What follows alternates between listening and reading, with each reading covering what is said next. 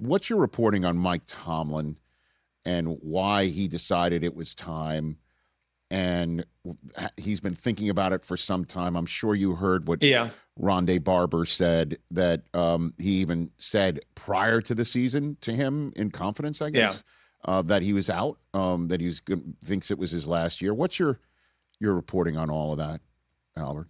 I think it's, like one thing that I had kind of heard pretty consistently was like how the way the roster was built, was kind of a tell. And, like how many older players they were relying on. They've been knocking on the door for the last few years. And it's sort of like, I guess it felt a little bit like that. They're that 45-win NBA team. You know what I mean? Like, can you get over the hump? Do you have the wherewithal to get over the hump? And you go and get Aaron Rodgers in an effort to get over the hump. But, that starting lineup, the 22 players, by March, 8 of them will be 30 or older. You have cornerstones in there, TJ Watt, Cam Hayward, Jalen Ramsey, of course, Rodgers himself. And so it was a natural breaking point where it's, all right, like, once you get through the season, Aaron's probably not coming back. And so you're probably looking at a pretty extensive retooling. And do you want to be around for that?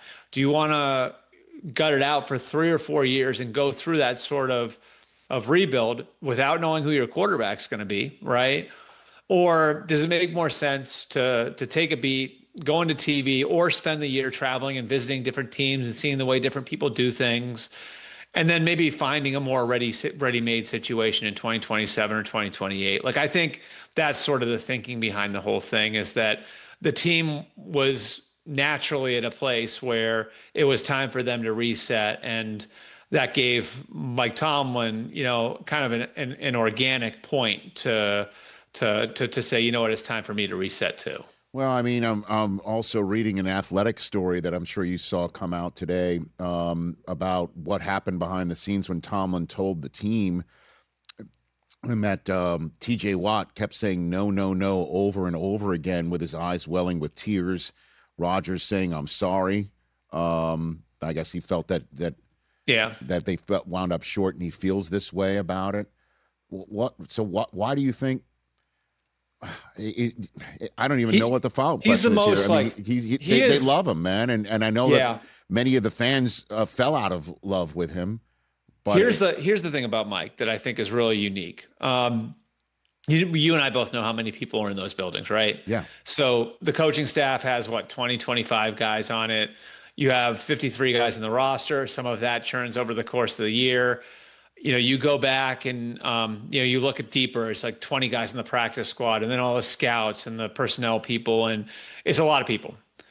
And, one thing that was really cool that I always heard about Mike, and I dove into more in a story that I did this week, is how he had a unique relationship with everybody, and he found a way to carve out a different relationship with everybody based on who that person was. And then you start to hear the stories about what he would do when he was in the pro day circuit. And I thought this was really interesting. And I wrote about this a couple of years ago. Mm-hmm. He would get to a pro day and they'd walk into Clemson or Georgia or wherever it was, and he would ask to see the social media manager. And the social media manager is probably 20, 21 years old, still a student, right? And he would go to them and he would say, "Show me what your players are reacting to. Show me what you're using for recruiting." And I remember talking to Mike about that. Mike was like, "Yeah, I mind my kids for that sort of information too. I need to find a way to connect with people." And then you'd hear about like how he'd get to the combine and the other coaches would be blown away.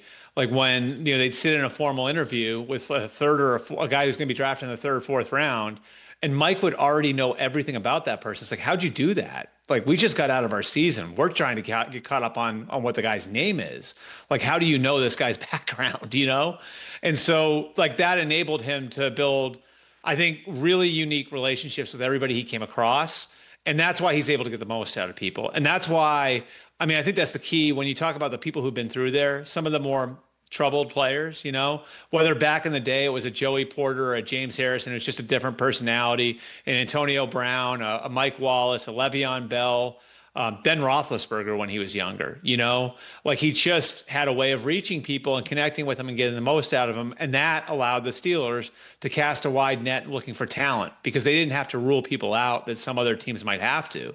And so, like, I think that part of it is why it's so emotional for people because everybody had that sort of relationship with him. I was talking to Todd Haley about this, and he told this story about how when he was there out at a practice one day, Mike walked over and goes, "You know what you got that's priceless?" And Todd goes, "No, what?" He's like, "Everybody knows you're an a-hole." He's like, "So you don't have to worry about anybody." Yeah. He's like, "That's worth $1 million," and walks away. And he couldn't have that conversation with everybody, right. But he knew Todd would think that was great. You know what I mean? Like, so like, it's just like having that sort of unique relationship with everybody. I think is why you get that story of Aaron Rodgers welling up because he went there to play for Mike, or TJ Watt, almost being in denial over the idea that Tomlin be gone. Hey, you made it all the way to the end. Thanks for that. Check us out every single day streaming live on Disney Plus and the ESPN app 12 to 3 Eastern.